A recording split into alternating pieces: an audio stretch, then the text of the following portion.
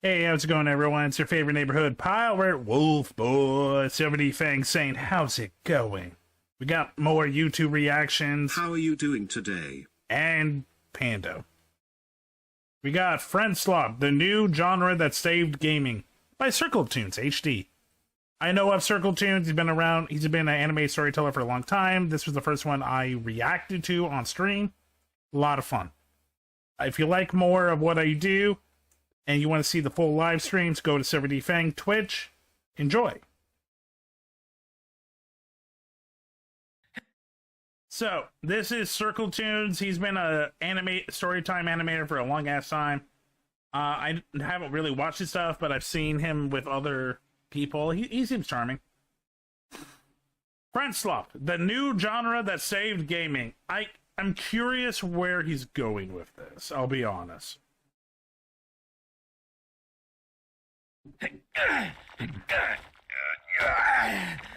This might come as a shock to many of you, but often video games are primarily designed for enjoyment. Yeah, what? Nobody told me. Now, You poor, poor League of Legenders. You disgusting monsters.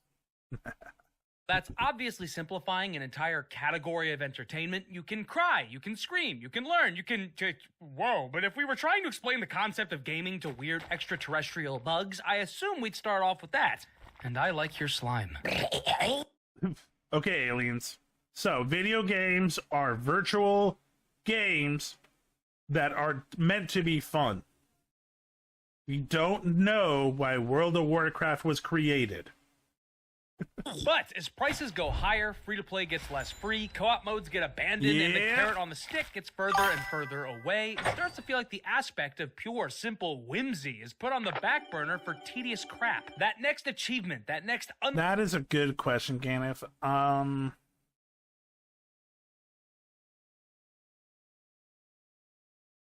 Yeah. Unlock, that next skin. There's so many ways video games try to keep you tethered and then subsequently craving the next shackle. Fun for the sake of having fun with no other incentives involved for a while there was kind of dying out as a concept. God. I miss Battle Block Feeder, man. Battle Block Feeder was such a good side-scroller. Especially in multiplayer games. Now, the ape-like primitive reward system will obviously still function in our brains forever. I pressed the button. I get a grape. Nom nom nom nom nom nom. You put a pill in this, didn't you?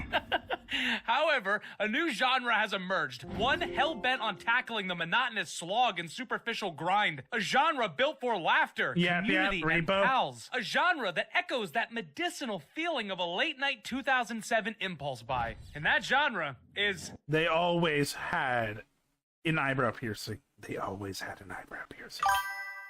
From the moment I understand the weakness of my flesh, it disgusts me. Now give grape. I mean... I do like grape. I like press button and get grape. Okay, you got me. Get under the couch. That name might not actually be officially recognized by the Council of Gamers. This place smells so bad, my eyes are watering. Friendslop. Guys, deodorant's not expensive. Put deodorant on.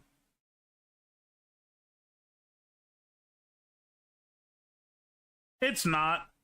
Friend Farm, YouTube Bait, Content Farm, Social Chaos, Viral Streamer Party, Sandbox Sim is a thing that you've probably already played. And yes, I understand a lot of those phrases and titles are actually ridiculing the entire space, but while this genre remains kinda nameless, I'm just gonna say Friendslop for now because I also happen to think it's funny. Lethal Company, Repo, Mage Arena, Content Warning, Are You There Yet, Yap Yap, and the best one, you know what it is, baby. Peak. This genre is almost definitely... Peak is pretty peak. Definitionless. They're only loosely held together with a simple cooperative goal. Get thing, go there, say this, do that, but the objective, or lack thereof, is mostly a thin adhesive used to stick any sort of wacky hijinks machines to a shared experience. Falling, dying, trying out an item.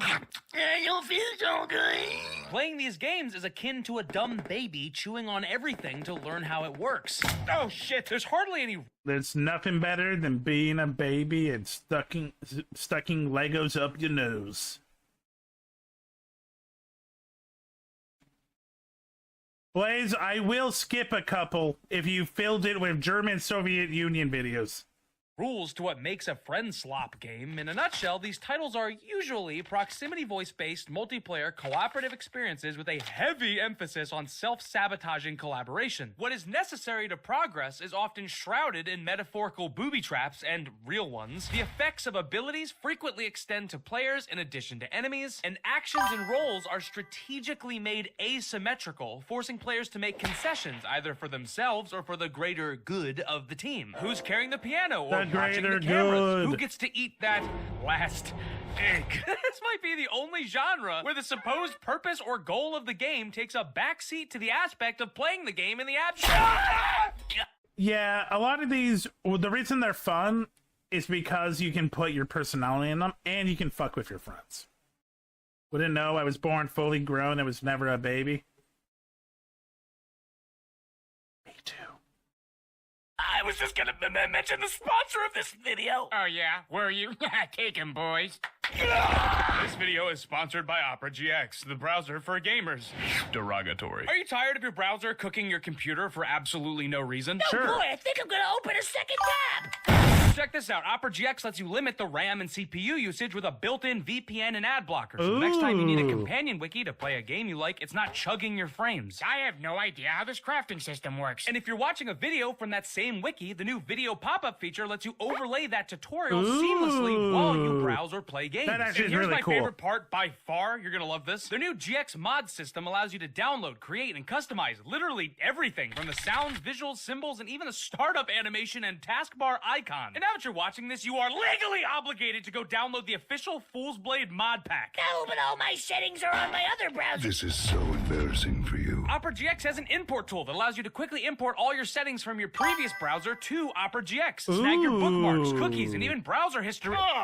Okay, maybe leave that with your old browser. So if you haven't already, click my link in the description to download Opera GX and my Fool's Blade mod pack for free and bring some whimsy back to your browsing. All right, back to it. There's definitely levels of cravings for this in I have not played Chain Together, but it looked like the peak Friendslop because all it was kind of working together, but fucking with your friends. other games. Take a look at Arc Raiders. The proximity voice makes talking Negotiating. Just saying hello. Oh my god. really fun and interesting because there's genuinely almost zero benefit to doing this other than the shared joy and communal experience of making momentary friends in a constantly hostile environment. I guess you could argue if you're not a good shot, begging for your life is a benefit, but it's always quicker to shoot first and ask questions later, but many choose the... There's no... I've not played Arc Raiders. There's no way that 99% of players aren't just shooting because people kind of get soulless in a game. don't shoot emote instead. It's far more beneficial to drop a group of 3 and take all their resources, but lots of people will call out, You good, bro? We're cool if you're cool. surrendering resources and bargaining with other players isn't necessary whatsoever, but as humans, we crave this experience above all else because it makes us feel something greater than the acquisition of the items themselves. But Friendslop games purposely sacrifice efficiency as a main mechanic, shrouding entire concepts and features behind vague how-tos, rough explanations, or a fuck around and find out structure. The actual, real objective is to be... Yeah! It's to be, you know, entertaining to your friends. I'm gonna crush something real quick. A lot of annoyingly cynical internet losers think these You're right, Prime, it is. games are made exclusively for content creators only. And No. yeah, comedy-focused games undeniably benefit from being silly clip farms, but to act like people without a fucking following can't enjoy, laugh, and create those same moments. So, if Zach is still here, Zach is one of my IRL friends. Literally, we've played Peak and, like, off-stream before. Peak is just fun. I've played Lethal Company off-stream before. I've played Repo off-stream. They're just fun games with your friends. It's just nonsense and almost like digital classist in a way. Oh, you're playing the game for the sheer enjoyment and not to exaggerate your facial expressions for clickbait thumbnails? Open news. Who would do If that? anything, Titties playing up, these titties games up, with titties friends up. in a Discord, laughing and goofing off is a far more authentic experience and should be celebrated above all else. Fuck! Anyway, I really like killing my friends. Laughing with your friends. There is something weirdly satisfying about hearing your friends just swear at you because you killed them. Friends is the main objective here. Sure, Peak has, well, the peak and badges. Lethal Company, Repo, and Content Warning have levels and a shared point system that progresses the run. But think about the actual moments you remember, even years later. I bet you can't tell me your highest quota or how much money you made off that one item, but I'm sure as hell you can tell me about that time your friend was cut off mid-sentence as he was dragged into hell, or that time you did that perfect outro, or that time your buddy completely airballed the shelf shroom and flung himself off the fucking cliff, never to be recovered. Moments that left you laughing so hard you struggled to breathe. These moments are worth everything, far more than any unlock or worthless Steam achievement. These comedic moments Hope help everyone us grow enjoys as people, it here. as friends, as Please family. follow the I know that stream. sounds dramatic, but I think the genre has really found Amen, something Prime. not only deeply important, but Guilt-free friend incredibly killing. neglected. The Fluff and Fanfare has been gutted for the absolute mission to make sure you and your friends have the most fun experience possible. And not only are these games good for your soul, they're good for the entire industry. That's the other thing. This is why you see a lot of content creators. It's because they're cheap. When AAA games are $80 to $90, depending on your country, unless you really, really want to play it, it's just unaffordable to play multiple of these games if you're a small streamer but still need to show stuff to stream.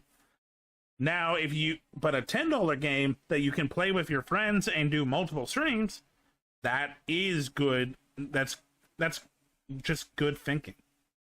It's why I have Repo. It's why I bought Burglary Gnome on a whim, because I knew a friend of mine, Ducky, loves it. And I'm like, boom, $10. Okay, I'm gonna get a bunch of not views. I'm gonna get a bunch of like streams out of this because you love it and I can play with you.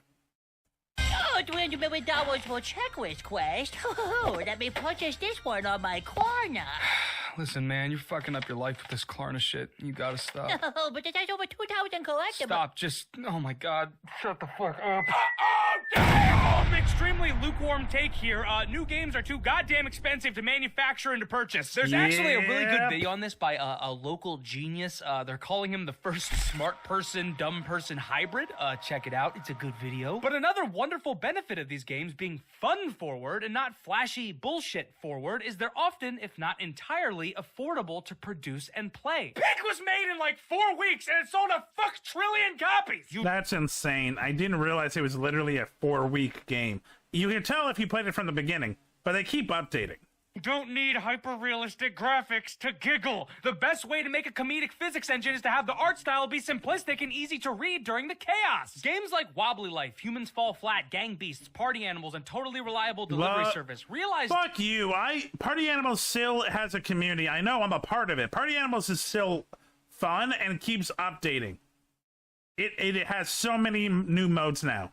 This long Incoming ago. ad break. Accessibility and price is so damn important here because these games require you and your entire friend group to buy an individual copy. And if the game you're proposing is $7, that's gonna go over a hell of a lot better in the Discord than if the game is $70 fucking dollars. I love to play, man, but my rent has gone up 7 times this month. Something just came across my desk, fellas, and it looks incredible. It's called Hammer Rat. 6 of us are gonna be scuttering little vermins trying to eat household groceries while one player is gonna try to beat us to death with hammers. Not that really sure. It's $6.99. And And it's so So many conversations I've had with YouTubers where they are hesitant of buying a game, and I tell them it's literally $5 fucking bucks. motivating for game developers, veteran devs, or ones that are just getting started. You've probably looked at these games and been like, man, I can make something like this. That's the thing, you fucking can! So many of these games have sold millions of copies with either minuscule budgets or straight up non-existent budgets, developed on a singular computer sometimes. Sure, solo devs have been a thing forever. Party games have existed forever too, but honest question, have we ever seen these styles of games? Oh, I want to play Pratfall. Pratfall looks fun. Proximity-voiced, social hangout, silly goof-off Friday game night games on the main stage like this? No. That's awesome. That is so sick. It's encouraging in an often discouraging landscape where you feel you never have enough. Okay. I don't know if they did it on purpose, but I love the kind of jab at Expedition 33. For anyone that doesn't know, it's French, and when they won all the awards, the whole team wore red berets, just like that one. I feel like that was a jab at Expedition 33. Money, time, effort, or even skill to make a damn fun video game. The entire emotional and economic systems of this genre does a wonderful job of bringing us back to the Roots! This is so cute. I love this. I bet at some point recently, maybe a few weeks ago, maybe a year, or possibly even today, you felt disenchanted by video games in general and unmotivated to even launch one. Sometimes I find myself locked with choice paralysis, staring at a massive library of games, and when it comes to finding and firing up a multiplayer game, that effect is magnified even more because the shared choice paralysis among friends is a fucking nightmare. Everything lasts too long. Daily quest, learning curve, 37 hours of cutscenes. I'm just trying to make it work, but it won't even load on my Fucking screen! Oh my god! So you know it's been a nice breath of fresh air? Go there, get thing, don't die for a few bucks. Anyone can play these games and join in on the fun. Splintered friend groups will rally behind the low price point and ease of play. Your friend that only plays Stardew Valley? They'll play Peak and they'll love the fun art style and the little bug guys. Your friend that only plays Apex? They'll play too, and they'll have the best movement of the group for sure. And your friend that barely plays any games at all, I bet you could convince them to hop on as well, and I guarantee you they'll laugh the loudest. I truly hate that the internet has taken the aspect of playing a game for fun and laughter and not nebulous rewards and cynically mocked and labeled it in a way to make it seem. Yeah, I've talked about this. I hate the name Friendslop because it does make it sound like these games are trash, that they are not worth your time. But the truth is, they are. Just because they're cheap doesn't make them not enjoyable. It doesn't make them good. Doesn't make them not good games. These games had thought, had process. You can't just puke out a game and it be a good Friendslop game. But there isn't really a better word for it. That's the problem. Invalid or stupid. This genre is anything but slop. So let's start calling them what they really are. A friend-like. Naturally, countless motivations draw players. You know what? I'm okay with that. Friend likes. These are like a roguelike. This is a friend like. Video games, an engrossing story, a competitive sweat, an artistic message, or maybe just a distraction or after-work ritual. But a category I think we lost on the way is friendship. Yep. Arcades are relics. Couch co-op is dying. Yep. Non-PvP multiplayer is being eradicated. Yep. The planet's dying. The government hates us. The animals are leaving, and the aliens aren't contacting us. We might be alone. It just might be you and me. That's okay, because do we really need anyone else? Aww, that's cute. No, I agree with CircleToons 100%. Friendslop games and friend-like games. Friend-like games are important. As someone who grew up with couch co-op, yeah, couch co-op was dead. It was just harder to be around people. Arcades are fun, but like they're not as prominent as they used to be. We need friend-like games because it has it fills a gap that we as gamers we need. It's actually ironically probably one of the big reasons why I got into board games. This was cute. Hey, thanks for checking out this video. Check me out on Twitch, SilverDFanng, 2 N's in Fang. Check me out on Twitter and Blue Sky under the same name. Also TikTok. Have a great night.